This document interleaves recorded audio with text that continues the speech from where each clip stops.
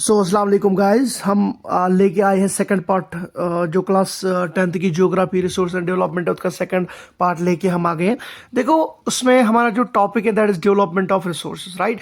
तो resource are very important for us, आप लोगों को पता है, क्योंकि जो है रिसोर्सेज जो है हमारे नीड्स को फुलफिल करते हैं। लेकिन जो ह्यूमंस बींग्स हैं उन्होंने उनको इनडिस्क्रिमिनेटली यूज़ करना शुरू कर दिया, जिसकी वजह से क्या हो, जिसकी वजह से बहुत सारे प्रॉब्लम्स हो गए। तो प्रॉब्लम्स क्या हो गए इन डिस्क्रिमिनेट यूज ऑफ रिसोर्स की वजह से मेन 3 इंपॉर्टेंट प्रॉब्लम्स हो गए।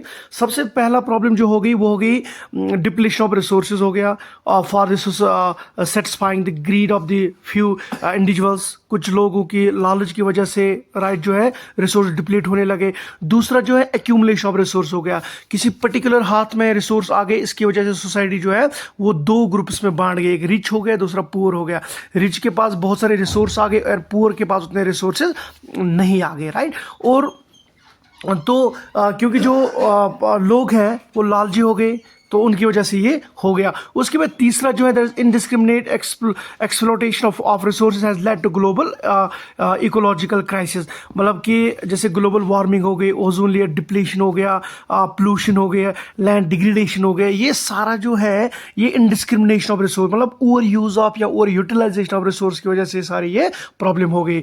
उसके बाद हम देखेंगे सस्टेनेबल डेवलपमेंट क्या होता है। देखो, सस्टेनेबल डेवलपमेंट की अगर हम बात करेंगे, it means judicious use of resources, कि मतलब कि हमें उस तरीके से यूज करना है रिसोर्स को that we should not meet we should meet the needs of future generation. जैसे environment should not be damage, मतलब इन्वायरमेंट भी डैमेज नहीं होना चाहिए। Resources should be left for future generation, वही मैंने बोला। The resources should be used in such a way that our environment is not damaged and the needs of future generation are not compromised. This is called sustainable development. मतलब कि इस तरीके से resources use करना है कि जो future generation है उनके लिए भी रिसोर्सेज बचने चाहिए, उसी को हम सस्टेनेबल डेवलपमेंट बोलते हैं। तो उस पे एक कन्वेंशन हो गई, राइट, 1992 में होगी, जिसको अर्थ समिट भी बोलते हैं, राइट। ये रियो डी जनरिया जो है हो गई ब्राजील में, राइट। यहाँ पे क्या हुआ, वो ये वर्ल्ड फर्स्ट इंटरनेशनल अर्थ समिट थी जो रियो डी जनरिया ब्राजील में हुआ, जिसमें मोर देन 100 कंट्रीज ने पार्टिसिपेट किया। ये क्यों हो गई, इसका रीजन क्या है, उसके बारे में थोड़ा सा हम यहाँ पे जान लेते।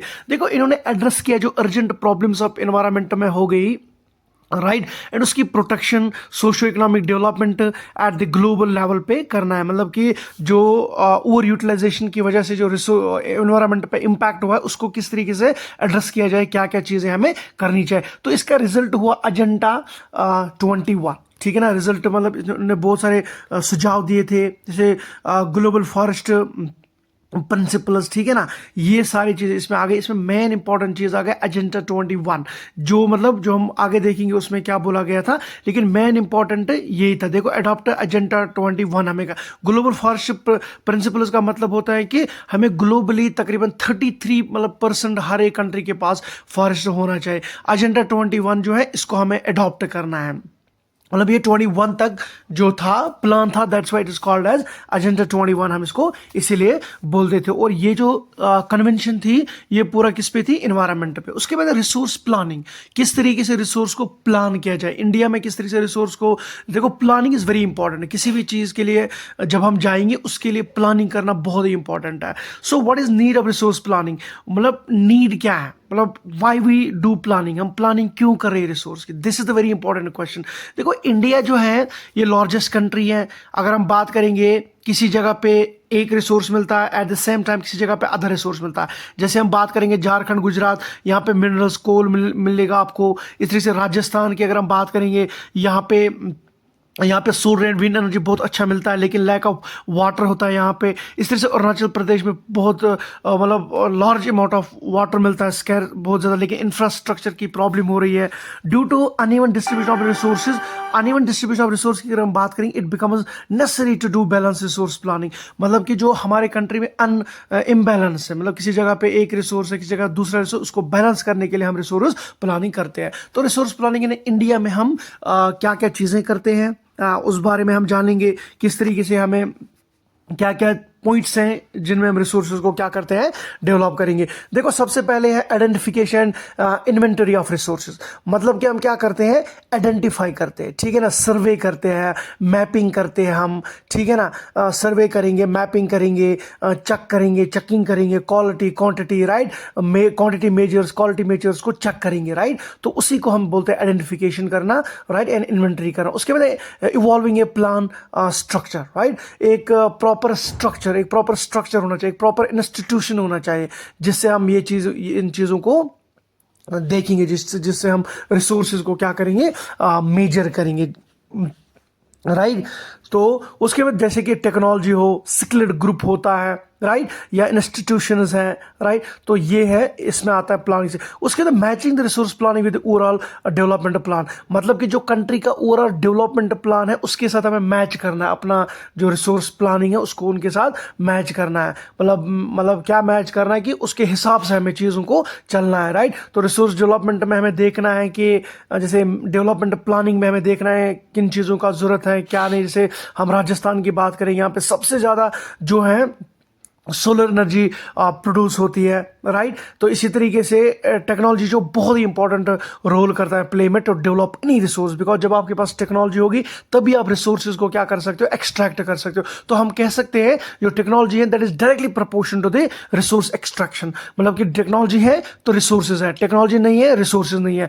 तो अगर हम देखेंगे इंडिया जो है it was ruler by British before 1947, यहाँ पे ब्रिटिश था, वो भी इसीलिए यहाँ पे आ गए क्योंकि उनको लगा इंडिया में रिसोर्स है, कॉलोनाइजेशन हो गया, राइट। तो इंडिया में कॉलोनीज में वो आ गए, राइट, बिकॉज ऑफ रिसोर्सेज। लेकिन उनके पास टेक्नोलॉजी थी, तो जिसकी वजह से क्या हुआ कि उन्होंने चीज़ों को एक्सट्रैक्ट करना शुरू कर दिया और अपने जो उनकी अपनी कंट्रीज है उनमें भेजना शुरू कर दिया। तो इस सिचुएशन में इंडिया मतलब ये चीज़ें हो गई, राइट। तो अगर हम गांधी जी की बात करेंगे, उन्होंने भी बहुत ही इंपॉर्टेंट बात कही है रिसोर्स के बारे में कि रिसोर्सेज जो है एक मतलब रिसोर्सेज जो डिप्लीट हो रहे हैं वो ग्रीडी इंसान से हो रहे हैं। जैसे इसकी एक फेमस कोटेशन है, there is enough for everybody's need but not for everybody's greed, right. मतलब कि जो नीडी लोग जो है वो ग्रीडी है, वही रिसोर्स को डिप्लीट कर रहे हैं। उसके बाद लैंड रिसोर्स क्या है, देखो land is very important resource, क्योंकि इस पे हम एग्रीकल्चर करते हैं, अपना घर बनाते हैं, वाइल्ड लाइफ को सपोर्ट करता है, वाइड रेंज ऑफ फॉरेस्ट को सपोर्ट करता है, राइट। तो एंड अगर हम देखेंगे distribution of land mass in India, तो देखो यहाँ पे 43% जो है वो प्लेन एरिया है इंडिया में, 30% जो है वो माउंटेनस है, एंड जो रिमेनिंग 27% है वो प्लेट्यू है। So that means India vast country, हमने इसलिए इनको डिस्ट्रीब्यूट किया है। हमारे प्लेन्स कितने हैं, प्लेट्यूज कितने हैं, हिल्स कितने हैं। तो लैंड यूटिलाइजेशन, तो ये पता है यूटिलाइजेशन का मतलब है यूज, लैंड को हम कहाँ कहाँ यूज कर रहे हैं। देखो पहले हो गया फॉरेस्ट के लिए हम इसको इस्तेमाल करते हैं, ठीक है ना। तो लैंड नॉट अवेलेबल फॉर, और एक लैंड होती है which is not available for agriculture, जैसे बैरन लैंड हो गया, ठीक है ना, वेस्ट लैंड हो गया। बैरन एंड वेस्ट लैंड इसकी बेस्ट एग्जांपल है, right. Land for non agriculture use के लिए, जिसको हम इंडस्ट्रीज के लिए यूज करते हैं, रोड्स के लिए, फैक्ट्रीज के लिए, स्कूल्स के लिए, कॉलेजेस के लिए। इस तरह से अदर अनकल्टिवेटेड लैंड होती है, जैसे ग्रेजिंग लैंड होते हैं, जहाँ पे हम अपने जो वाइड रेंज ऑफ हमारे ये एनिमल्स है उनको वहाँ पे ग्रेज कर रहे थे। लैंड फॉर मिसलीज ट्रीज, मतलब जहाँ पे बहुत सारे ट्रीज होते हैं, राइट। कल्टरेबल वेस्ट लैंड भी होती है। कल्टरेबल वेस्ट लैंड वो होते हैं जो हमने अनकल्टिवेटेड रखी होगी मोर देन 5 years, मतलब 5 साल से आपने उस पर एग्रीकल्चर किया ही नहीं है, ज्यादा साल, उसको बोलते हैं कल्टरेबल लैंड। उसके बाद फैलो लैंड, फैलो एक और लैंड है, ये करंट, इसमें एग्जाम्पल है करंट फैलो लैंड, और दूसरा है अदर, मतलब अदर देन फैलो लैंड। मतलब जो फैलो लैंड होते हैं ये होता है अनकल्टिवेटेड, जिसपे हमने कोई कल्टिवेशन नहीं की 1 साल से। और भी कुछ होते हैं जिसमें हम अनकल्टिवेटेड जिसको रखते हैं लेस देन 1, मतलब 1 to 5 year जो अनकल्टिवेटेड रहेगी, दैट्स कॉल्ड, मतलब वो अदर करंट फैलो लैंड है। लेकिन फैलो लैंड एक्चुअली वो लैंड होती है जो अनकल्टिवेटेड रहेगी फ्रॉम 1 year, 1 साल से हमने उसको नहीं किया। उसके बाद है नेट सोन एरिया। देखो net sown area area at least once in a year, मतलब कि जिस पे हम एक साल एट लीस्ट क्या करेंगे, जो एक मतलब इस पे कल्टीवेशन करेंगे। ग्रॉस क्रॉपड एरिया होता है area sown more than once in a year, मतलब एक साल, मतलब जिस पे हम एक साल में 2 बार ये कल्टीवेशन करेंगे उसको बोलते हैं ग्रॉस क्रॉपड एरिया, राइट। उसके बाद land use pattern in India. India में किस तरीके से आप देख सकते हो कि लैंड यूज पैटर्न कहाँ कहाँ पे इस ग्राफ में आप देख सकते हो, मतलब एग्रीकल्चर में कितना है, फॉरेस्ट एरिया कितना है, ठीक है ना, करंट फ्लो लैंड कितना है, नेट सोन एरिया में कितना था, ये सारी चीजें आप इस ग्राफ में एक बार देख सकते हो कि बैरन लैंड कितना है, कल्टिवेबल वेस्ट लैंड क्या है, एरिया अंडर, ये सारी चीजें इसमें देख सकते हैं। लैंड इज बेटर है इंडिया। टोटल ज्योग्राफिकल एरिया आपको पता है इंडिया का है 3.28 million square kilometre, that's about 2.4% of world total area. 93% area की अगर हम बात करेंगे दैट इज डेटा अवेलेबल है। 7% जो है वो नॉन प्रॉपर डेटा है, नो प्रॉपर डेटा हमारे लिए है, लेकिन 93% जो इंडिया का एरिया है दैट इज यूज्ड, मतलब उसका हमारे पास डेटा है। लेकिन जो 7% है वो डिस्प्यूटेड है, जैसे कुछ चाइना के पास है, कुछ पाकिस्तान के पास है, राइट, कुछ तिब्बत के पास, ये देख सकते हो, जैसे पाकिस्तान ने ऑक्यूपाई किया है, चाइना ने ऑक्यूपाइड किया है। तो ये 7% जो है ये एरिया जो है अनऑक्यूपाइड एरिया है। तो बाकी 93% एरिया के पास हमारे पास पूरा डाटा है किस तरीके से चीज़ें चलती है, राइट। और प्रॉपर डेटा हमारे पास 93% एरिया का। उसके बाद land use pattern in India. देखो नेट सोन एरिया क्या होता है, राइट, ये बहुत ही इंपॉर्टेंट चीज़ है नेट सोन एरिया को जानना। देखो अगर हम देखेंगे पंजाब एंड हरियाणा, इनका 80%, मोर देन 80% जो है वो नेट सोन एरिया, मतलब ये अपने मोर देन 80% लैंड पे एग्रीकल्चर करते हैं। इसी के साथ अगर हम अरुणाचल प्रदेश, मिजोरम, मणिपुर की बात करें, अंडमान निकोबार की बात करें, यहाँ पे लेस देन 10% आपको क्या मिलेगा, मतलब इनका नेट सोन एरिया मिलेगा, right. Net zone area less than 10% आपको मिलेगा, लेकिन वही पंजाब एंड हरियाणा में मोर देन 80% मिलेगा। It depends upon the soil की फर्टिलिटी पे डिपेंड करता है, इरिगेशन पे डिपेंड करता है, तो इस टोपोग्राफी ऑफ द सॉइल पे डिपेंड करता है। तो हरियाणा राजस्थान के जो है यहाँ पे क्या है, तो हम कह सकते हैं ये वेरी करता है state to state, because state to state जो है सॉइल भी वेरी करेगा, क्लाइमेटिक फैक्टर्स भी वेरी करेगा, दैट्स वाई। तो land use pattern in India, अगर हम फॉरेस्ट एरिया की बात करेंगे, हमारे पास 1960 से लेकर 1961 पे अगर हम देखें 18.11% जो था फॉरेस्ट कवर था। 2014-15 में हमारे पास जो 23.3% था, राइट। और फॉरेस्ट एरिया जो है increase over time, forest area जो है with the passage of time ये क्या हो गई, इंक्रीज हो गई। तो अगर हम बात करेंगे जो फॉरेस्ट एक्ट है, right, wild life and forest act है, नेशनल फॉरेस्ट पॉलिसी जिसको हम बात करेंगे, इनका ये मेन एजेंडा था कि उन्होंने बोला कि पूरे कंट्री में हमारे पास 33% जो है वो फॉरेस्ट होना चाहिए, लेकिन अनफॉर्चुनेटली इट इज अराउंड 21.57%। अगर आप करंटली देखोगे इट्स ओनली 21.57%, तो ये बहुत कम है, राइट। लेकिन इनका ये था कि जो नेशनल फॉरेस्ट पॉलिसी था, इन्होंने ये वो 33% होना चाहिए। Why is necessary to have 33%? क्यों होना चाहिए? Essential for maintenance the ecological balance, ecological balance को मेंटेन करने के लिए इंपॉर्टेंट है। The livelihood the millions of the people जो है वो डिपेंड करता है फॉरेस्ट पे, राइट, क्योंकि जो फॉरेस्ट है वो हमारे इकोलॉजी में इकोसिस्टम को बैलेंस रखता है। Land degradation and conservation measures की बात करते हैं। देखो लैंड डिग्रेडेशन जो है वो यूजुअली होता है कि when land becomes barren, unproductive, unhealthy बनेगी, उसी को हम बोलते हैं लैंड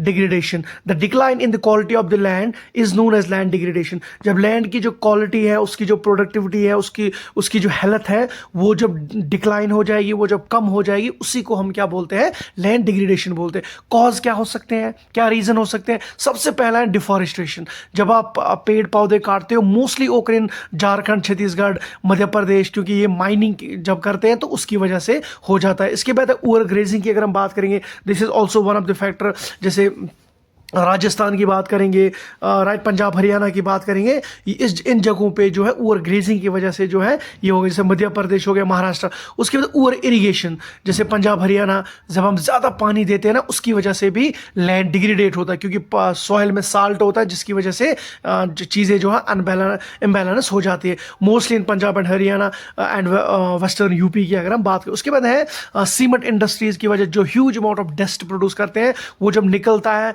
वो वो एक कवर एरिया को कवर करता है सॉइल को, जिसकी वजह से सॉइल में डस्ट पार्टिकल्स आते हैं, तो वो भी उसकी वजह से भी क्या हो जाता है, जो लैंड है वो डिग्रेडेड हो जाती है। उसके बाद इंडस्ट्रियल वेस्ट, जो इंडस्ट्रीज से वेस्ट निकलता है, वेस्ट प्रोडक्ट्स निकलता है, वो कहीं ना कहीं सॉइल में जाते हैं, राइट, जिनकी वजह से क्या हो जाता है, जो लैंड है वो बैरन बन जाती है, डिग्रेडेट हो जाती है। तो दीज आर द फैक्टर्स जो are responsible for the land degradation. Land degradation के लिए ये बहुत ही ये है, क्या बोलते हैं उसको, रेस्पॉन्सिबल। उसके बाद लैंड डिग्रेडेड कंजर्वेशन मेजर्स क्या हो सकते हैं। देखो कंजर्वेशन मेजर, सबसे पहले आपको एफॉरेस्टेशन करनी है, ज़्यादा से ज़्यादा पेड़ पौधे लगाने हैं, जिसकी वजह से क्या हो जाएगा, जो है जो लैंड डिग्रेडेड नहीं हो जाएगी। दूसरा मैनेजमेंट ऑफ ग्रेजिंग लैंड, जो हमारे लैंड्स ग्रेज कर रहे हैं, जहाँ पे हमारे ह्यूज अमाउंट ऑफ स्पीशीज है, उसको मैनेज करना है, प्रॉपर इरीगेशन करनी है, जिसकी वजह से क्या हो जाएगा, ये चीज़ें चलेंगी, राइट, तो मेंटेन हो जाएगा, लैंड डिग्रेडेशन को हम प्रोटेक्ट कर सकते हैं। 4 जो है वो कंट्रोल माइनिंग एक्टिविटीज, हमें अपनी माइनिंग एक्टिविटीज को भी क्या करना है, कंट्रोल करना है, उनको मैनेज करना है। और 5th है treating the industrial waste before discharge, मतलब कि जो इंडस्ट्रियल वेस्ट इसको प्रॉपरली मैनेज करना है, राइट, किसी जैसे स्वीज प्लांट्स होते हैं, राइट, उनको मैनेज करना है। तो इस तरीके से अगर हम बात करेंगे, दिस इज वेरी इंपॉर्टेंट। तो this comes to end thank you very much.